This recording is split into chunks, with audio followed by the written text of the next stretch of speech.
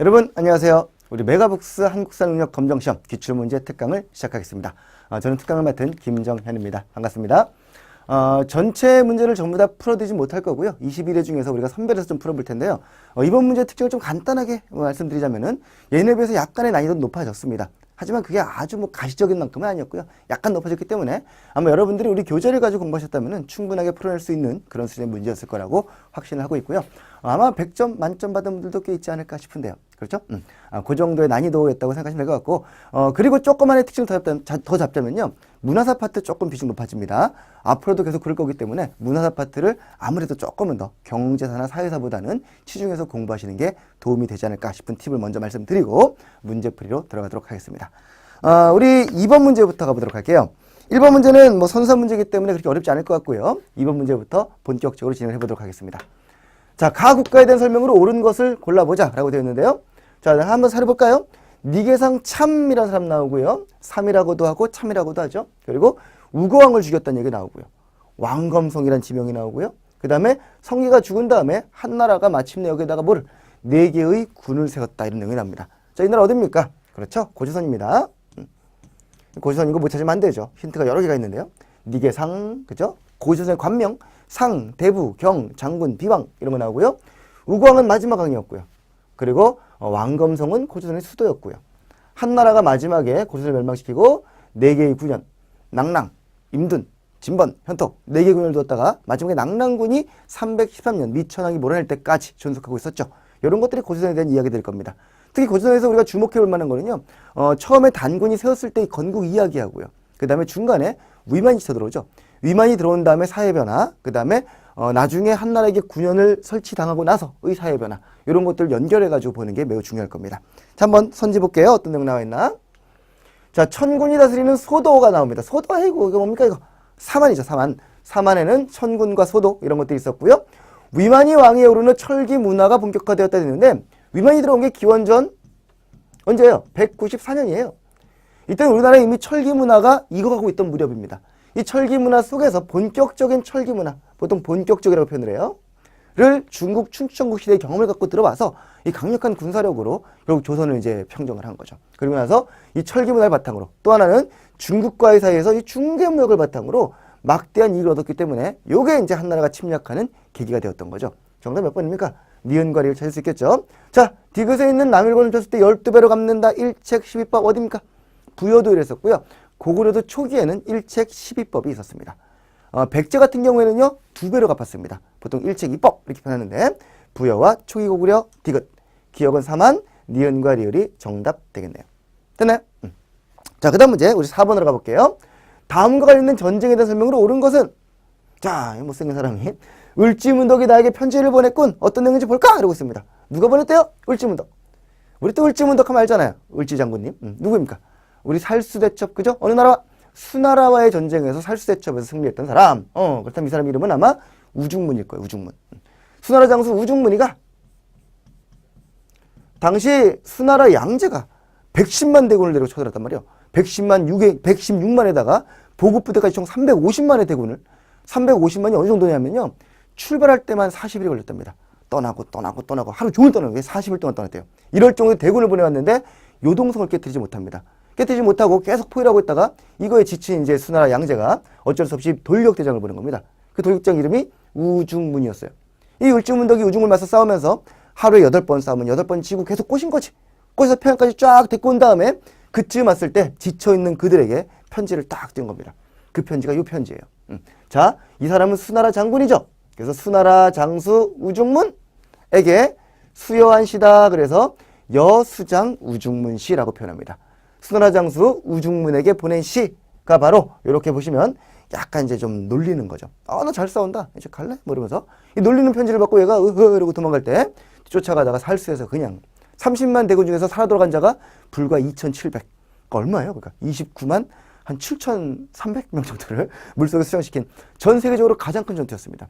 인류 역사상 가장 대규모 전투였고 가장 대규모의 적이 살상당한 전투로 기록이 되는 게 바로 살수대첩이에요. 잘 쓰지 않나요? 이 기록은요. 프랑스 육사 교관 자료집에도 실려 있습니다. 적을 지치게 만드는 법, 뭐 이런 기술에 대해서 을지문덕의 그 전술이 상당히 아주 좋은 전략으로서 소개가 되어 있는 거죠. 자, 이 설수대첩, 여수장군 종문시밥, 을지문덕의 살수대첩. 수나라 장군을 맞서 싸운 거예요. 어때요? 답은 2번에 있죠. 전현이 국내성을 침공하였다. 전현의 침략으로 우리 고구관왕이 전사했습니다. 고구려 4세기 때이고요. 신라군이 기벌포에서 당군과 싸웠던 거는요. 나당전쟁 때 676년에 일이고요. 고구려군이 안시성에서 당하고 대군을 물리쳤다. 이거 수가 아니라 그 다음에 당나라, 당태종 쳐들었을 때이고, 고려가 거란과 단판을 벌여 영토를 획득했던 거는 서희가 강동 6주. 그렇죠? 강동 6주 확보할 때 고려 초일이죠. 정답은 2번 되겠습니다. 자, 다음 문제 가볼게요. 우리 7번 문제입니다. 가, 나, 두 왕에 대한 설명으로 옳은 것은 되어 있고요. 가문사라는 사찰이 나왔군요. 이 가문사에 가면 지금도 이렇게 두 개의 탑이 서 있죠. 가문사지 3층 석탑은 이중 기단의 3층 석탑 양식으로 만들어진 신라 중대 가장 전형적인 탑입니다. 이중 기단이라 하면 여기 기단이 여기 이중이에요. 이중. 기단부가 이렇게 2층으로 되어 있고 그 위에 탑이 1, 2, 3, 3층.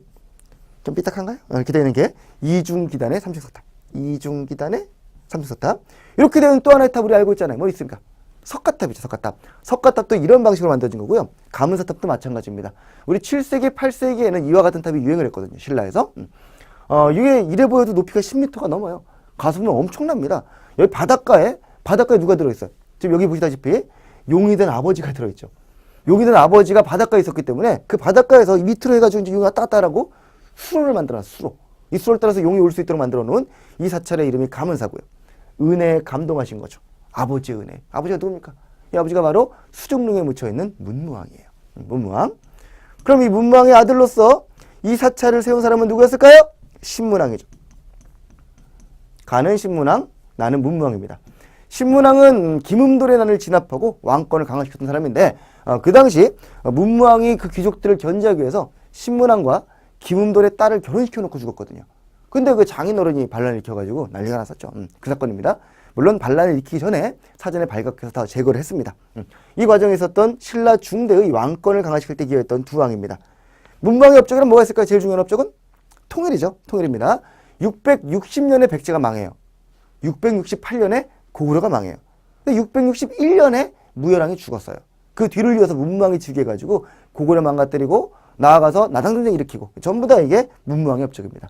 통일이 제일 중요한 업적이고 신문왕은 좀 전에 말했듯이 강력한 왕권 강화. 그죠? 우리 귀족들을 다 제거하고 중앙 집권화와 왕권 강화를 체계적으로 이룩한 사람이 바로 신문왕이었습니다. 자, 한번 볼게요. 최초의 진골 출신 왕이었던 누굽니까? 이건 태종 무열왕 얘기예요. 무열왕. 관료전을 지급하고 노급을 폐지하였다. 그렇죠. 이 노급이야말로 귀족들의 권력 기반이었기 때문에 노급을 없애버리고 대신 월급은 받아. 그러면서 관료전을 준 겁니다. 이거 신문왕의 중요한 업적이고요. 경당을 설립했던 건 누굽니까? 경당은 고구려 때 장수왕이 평양천도 이후에 지방에서 설치한 거고요. 김음돌의 난을 진압한 게 바로 우리 신문왕이죠. 가나 가야 지역을 차지해 영토를 확장했다 돼 있는데 가야 지역을 차지했던 왕은 신라의 왕으로서 법흥왕이 금관가야를, 진흥왕이 대가야를 멸망시킵니다. 이거 구별해 주세요. 가와나 보시면 답 몇 번이에요? 지금 가가 누구였습니까? 가가 문무왕이고 나가 신문왕이죠. 가가 문무왕 나가 신문왕이므로 답은 4번이 되겠네요. 그죠? 찾을 수 있을 겁니다. 이런 거. 우리 신라에서 가장 중요한 왕들 몇 명 안 나옵니다. 뇌물마리간 나올 거고요. 그 다음에 지증왕, 법흥왕, 진흥왕 이 세 왕은 참 중요하고요. 신라 중대는 요 정도입니다. 신문왕 정도? 요 정도 기억해 두시면은 신라에서는 크게 뭐 어려운 왕 없을 것 같아요. 이 정도 체크해 둡시다. 자, 다음 8번 문제 가볼게요. 자, 밑줄근 내용의 근거자를 적절한 것을 보기에서 골라보자 되겠습니다. 발해는 일본에 보낸 국서에 네가 뭐라고? 고려라고. 난 발해왕이 아니야. 고려왕이지. 이렇게 불렀어요. 그리고 발해 문화는 고구려 문화를 계승해서 독자적인 문화를, 즉 발해는 어디에서 온 거다? 고구려의 뿌리를 두고 있다는 겁니다. 이 발해가 고구려를 계승했다는 근거가 되는 것들, 이건 정말 중요한 내용이죠. 발해가 어느 나라 역사입니까? 우리 역사죠. 우리 역사인데 안타깝게도 발해사를 한국사로 가르치는 나라는 전 세계에 대한민국밖에 없습니다. 발해사를 중국으로 가르치는 나라는 전 세계에 중국밖에 없습니다. 근데 인구가 4천만 대 15억이에요. 우리가 꿀려요. 그죠? 나머지 일본이나 러시아나 이런 나라들은요, 발해사는 말갈족의 역사다 이렇게 공부를 해요. 말갈족의 역사지 한국사도 중국사도 아니다. 이런 뜻을 취하고 있습니다. 그러니까 지금 발해사가 한국사가 될 수 있느냐? 위험해요. 위험합니다. 위험하기 때문에 우리가 왜 발해가 한국사로 편입이 되어야 하는가? 이런 것에 대한 논리를 체계적으로 세우지 않으면 안 됩니다. 역사에서 해야 됩니다. 역사에서. 따라서 고구려, 발해, 고조선 이게 전부 다 우리의 민족임을 입증할 수 있는 근거들을 쭉 한번 정리해 보는 건데요. 일단 정치적으로는요. 이겁니다. 발해는 스스로 자기들을 고려라고 불렀지 발해라고 부른 적이 없습니다. 난 고려라고 했다면서 고구려를 계승했다고 스스로가 얘기했다고. 그것도 지배층들이 왕이라든가 지배층들이요. 스스로 고구려 개성을 갖고 있었다는 거 하나 기억해 두시고요. 두 번째 기억할 거는요. 발해의 지배층들의 성씨가 전부 다 고씨 아니면 대씨예요. 고씨와 대씨는 고구려의 성씨입니다. 우리 역사에 남는 거는 지배층일까요? 피지배층일까요? 지배층이죠. 역사에 남겨지는 인물들의 한 7, 80%가 고씨와 대씨입니다. 끝난 거지 뭐. 그죠? 지배층들은 대부분 고구려 계열이었다는 거고요. 또 하나 중요한 건요. 발해가 멸망을 합니다. 나중에. 거란한테 멸망하는데 멸망한 다음에 멸망 후 그 유민들이 어디로 갔냐? 고려로 갔어요. 고려강까지 좋아. 갈 수 있어. 갈 수 있죠? 근데 꽤 멀어요. 여기가 멀긴도 멀지만 고려는 그 당시 어떤 상황이었냐면은 후삼국 시대였다고. 밑에 견훤도 있었고 신라도 있었고 싸우려고 막 지금 막 되게 힘든 상황이었습니다. 근데 위쪽에서 보트피플이 내려온 거죠. 이걸 고려가 어떻게 해요? 그 고려 태조 왕건이 그들 따뜻하게 봐줘. 따뜻하게. 그냥 맞아준 것도 아니고 따뜻하게. 동조의식을 가지고 지도 힘들어 죽겠는데 보트피플들을 따뜻하게 만나줬다는 거야. 이건 뭔가 고려와 발해 사이 유사한 동족의식이 없이는 불가능한 거죠. 이와 같이 귀순한 다음에 동향을 보더라도 분명히 발해는 고구려 쪽을 계승하고 있었습니다. 라는 거고요. 여기에 더불어 문화입니다. 문화에서 가장 잘 변하지 않는 게 주거 양식과 묘지예요. 집과 무덤 양식은 웬간하면 바뀌지 않거든요. 근데 주거 양식이 고구려 발해가 똑같아요. 뭐예요? 바닥을 지지는 문화. 우리 보통 일본은 다다미 깔고 있잖아요. 중국 의자 앉아 있어요. 근데 우리는 항상 온돌을 깔고서 이렇게 뜨겁다 이러면서 이런 거 하잖아. 그지? 바로 온돌. 이 온돌이 고구려에서도 발해에서도 공통적으로 나옵니다. 특히 발해 온돌은 크기가 막 10m 이래 10m. 이건 궁궐이 틀림없습니다.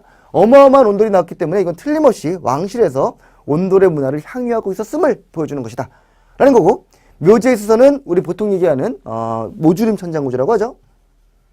천장 마감 방식이나 이런 것들이 발해가 역시 고구려를 유사하게 닮았습니다. 이거 중요한 내용이고요. 그 다음에 마지막으로 볼 게 바로 이 문제입니다. feel이에요, feel. 이렇게 말하면 또 비웃던데 느낌이 똑같아요.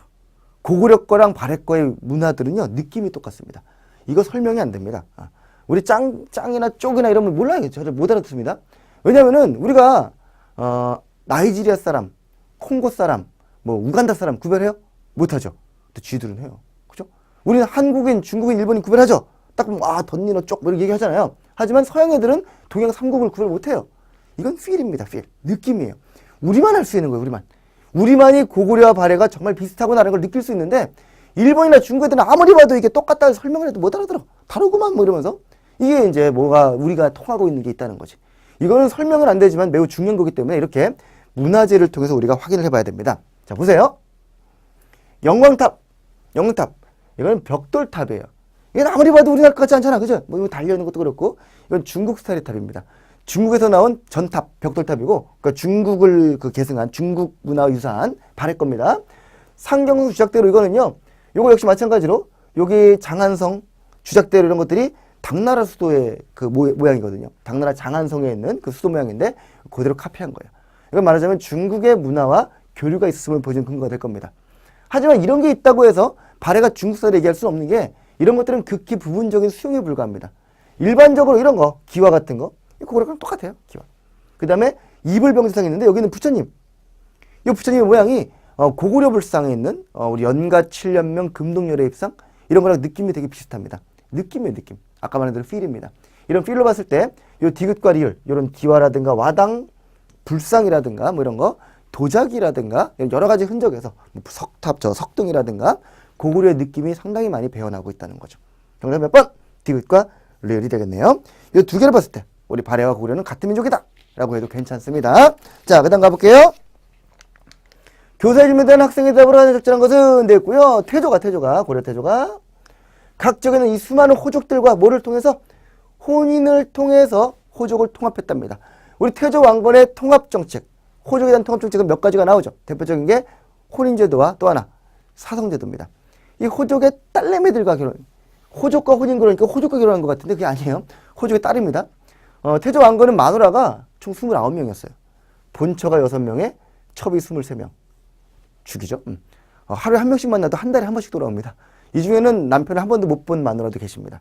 이 6명은요. 급이 높은 분들의 자식들이에요. 이 급이 높은 호족들이 바로 사심관이래. 이 사심관의 딸내미 6과 기타 호족 23명의 딸내미들이 이제 각각 태조의 마누라가 되신 거죠. 이런 식으로 결혼을 통해서 사돈을 맺어놓으면은 호족이 내 편 들겠지. 뭐 이런 생각이에요. 자, 이런 식으로 통합정책을 펼쳤고요. 또 하나, 이 호족들에게 너도 왕씨할래? 이렇게 된 거죠. 나랑 같은 성씨하자 그러면서 왕씨성을 해서 왕씨성. 왕씨성을 준다는 얘기 뭐예요? 너도 같은 왕족이다, 내 가족이다 이런 겁니다. 나중에 왕씨들이 수단을 받죠. 조선 세워지고 나서 정두전이가 왕씨 다 죽이자 그래요. 그래서 급한 왕씨들이 저 왕씨 아닌데요? 그러면 전씨로 바뀌기도 하고 어떤 왕씨는 저 옥신데요? 이렇게 바뀌기도 하고 성을 바꿔버립니다. 지금은 왕씨가 없지만 고려 때는 왕씨가 되게 많았습니다. 왜냐하면 유력 호족들이 거의 다 왕씨성을 받았기 때문에 어디 있나요? 김순식에게 왕씨성을 내렸다는 겁니다. 3번에 답이 있군요. 서경을 중시했죠. 물론 태조왕건은. 하지만 이거는 호족을 통합하는 게 아니라 거란과 싸우려고. 노비왕건법은 이거는 광종이 한 거고요. 백성 세금 부담 줄여줍니다. 10분의 1로 줄여줬습니다. 하지만 이건 민생안정이지 호족 통합이 아니죠. 마찬가지 발해임인 포용한 것도 왕건이 한 거지만 호족을 융합하는 건 아니죠. 민족 융합 뭐 이런 건 가능하겠지만 됐나요? 정답은 3번 되겠고요. 다음 문제는 우리 13번으로 가볼게요. 가성을 축제한 배경을 묻고 있습니다. 이거 뭐예요 이거? 천리장성입니다. 천리장성. 우리 고려 국경선은요. 처음 신라가 통일했을 때는 대동강에서 원산만까지였어요. 그러다가 태조 왕건이 청천강에서 영흥만까지 영토를 확장했습니다. 요만큼이 바로 태조 왕건이 먹은 땅이에요. 그리고 거기서 좀 더 올라가서 강동 6주를 획득하면서 바로 서희가 이 지역을 확보합니다. 그리고 나중에 거란과 전쟁에서 승리한 후 강감찬이 여기다가 천리장성을 쌓은 거죠. 여기 압록강에서 도련포까지 이렇게 불러요. 그 다음에 공민왕이 길주에서 초산까지 영토를 수복했었고요. 나중에 세종대왕이 사군 육진 개척을 통해서 이와 같은 현재의 국경선을 확보하게 되었습니다. 라는 것까지가 우리나라 영토 국경선의 변화입니다. 물론 그전에는 저 위에 고구려에 있었지만 약간 떨어진 거고. 자, 가성, 천리장성 누가 쌓았다고요? 바로 강감찬이 승리하고 나서 거란을 막고 나서 쌓은 겁니다. 어딨나요? 4번이죠. 그죠? 자, 최은덕이 사군을 개척했다. 사군이 바로 여기입니다. 이사부가 우산국을 정벌했다. 이거 조선 세종 때고요. 이사부가 우산국 정벌했던 거는요. 신라장군 이사부, 지에서 웃죠. 지증왕 13년, 512년의 일이에요. 최영이 요동정벌 취했던 거는요. 나중에 여기를 공민왕이 먹었는데 말이지. 원나라가 망하고 명나라가 들어섭니다. 명나라가 니네 이거 본래 우리 땅인데 뺏어갔잖아. 돌려달라 그래. 이 천령위라고 하는데 이 지역을 돌려달라고 하자 열받은 최영이 뭐야 그러면서 까버리자 그러고 요동을 공격하자라고 했던 겁니다. 이 천령위 반환을 요구했던 명나라에 대응해서 최영이 요동정벌을 주장한 적이 있죠. 하지만 이거랑은 관계가 없습니다. 김윤의 처인성 전투는 몽골 쳐들어왔을 때 이 처인성은 부곡이에요. 부곡. 향 부곡 설 때 부곡인데 몽골병이 쳐들어왔을 때 맞서 싸웠던 대표적인 스님이십니다. 김윤은요. 그 정도 확인하시면 되겠고요. 그 다음 문제 우리 바로 다음에 있는 14번 가볼까요? 밑줄근 이 사건이 일어난 시기의 사회 상황입니다. 지방간에 파견된 무신들이 막 이익을 추구하자 공주에서는 일반 군연보다 상대적으로 과도한 스타일이 시달리던 명학소 사람들이 봉기했대요. 공주 명학소에서 누가 망이 망소의 난이랍니다. 망이 망소의 난, 망이 망소의 기억하세요? 무신직권계는요 상당히 많은 농민 반란이 일어납니다. 대표적인 것만 해도 망이 망소의 반란이 있었고요. 나중에 1190년대 가면은 이비패자의 난, 김삼이 효심의 난, 뭐 이런 것도 막 일어납니다. 수많은 반란들이 막 일어나면서 무신정부에 막 항거하기도 하고 간혹 가다가는 만족처럼, 만족이 누구죠? 최충원 집안 노비예요. 이 만족은 무신정권에 대한 항의를 하면서도 동시에 신분해방을 노렸다고. 노비였기 때문에 나의 신분을 해방시켜달라면서 최충원의 노비가 신분해방. 우리나라 신분제가 언제 폐지됩니까? 갑오개혁됩니다. 그로부터 1000년 전에 막 그런 외침들이 나오고 있었다는 거죠. 그러니까 이 시기는 상당히 피폐한 시기면서 동시에 뭔가 활발한 시기에 바꿔 말하면 자유로운 시기고 모두가 막 들고 나서 나도 뭐가 돼보자 뭐 이러면서 실제 이 공주 명학소는요 나중에 충순현으로 승격이 됩니다. 막 승격도 시켜주고 막 이러기도 해요. 막 이럴 정도로 사회 변동이 활발한 시기가 무신기였다. 그래서 무신기를 좀 나쁘게 보는 사람들은 아주 썩은 시기, 쿠데타의 시기. 좀 좋게 보는 사람들은 뭔가 개혁의 시기로 보기도 하는데 후자는 우리나라 1970년대 군사정권이 들어섰을 때 나왔던 시각들입니다. 일반적으로 학계에서는 이제 무신들의 정치 능력은 좀 낮게 폄하하는 편이죠. 자, 밑줄근 이 사건이라는 시기의 사회 상황 찾아볼까요? 원정과 애너의 난, 이거는 신라 하대 진성여왕 때고요. 만적의 신문의 방운동 네가 답입니다. 임꺽정은 16세기 명종 때 있었던 농민이에요. 농민반란이에요. 암태소 농민들은 1923년 일제강점기에 대항했던 소작쟁이였고요. 일본에 대한 대응은 아니었고요. 이거는 이제 지주에 대한 대응이었고 일본에 대한 그 대응으로까지 발달하지는 못했던 그런 항쟁이었습니다. 홍경래는요 1811년 그죠? 함경도 지역에서 평안도 지역에서 지역차별과 세수정치에 대한 반발로 일어난 게 홍경래 난입니다. 정답 2번 됐나요? 자, 그 다음 문제로는 17번으로 가볼게요. 가기구수석관원의 업무와 관련된 말로 적절한 것은 되어 있는데 조선이에요. 조선. 경관직으로 의정부 밑에 6조가 있고요. 호, 예병, 현공 뭐가 빠졌죠? 2조가 빠졌네. 2조. 그죠? 2호, 예병, 현공. 기타 뭐 승정원, 이거 쭉 있습니다. 의정부는 삼정승과 참판들로 이제 구성되어 있는 왕과 6조 사이를 연결해주는 존재들입니다. 그죠? 6조는 실무직으로서 2조는 뭐야? 2조. 이는 관리할 때 리자입니다. 관리의 인사권, 국정총괄. 호조는 지포자죠? 지포자. 집집마다 뭘 조사할까요? 호고조사, 토지조사 이런 거. 세금 거달라고. 세금을 걷는 세금 수취의 장부를 만드는 데가 호조입니다. 예조는 뭘까요? 예의인데, 예의인데, 국가 예의도 매우 중요합니다. 국가 내부에서 뭐 제사를 지내고 이런 건 중요하지만 제일 중요한 예의는 국가와 국가 사이의 예의예요. 이른바 외교죠, 외교. 외교, 교육, 과거 이런 것들을 예조에서 담당하고요.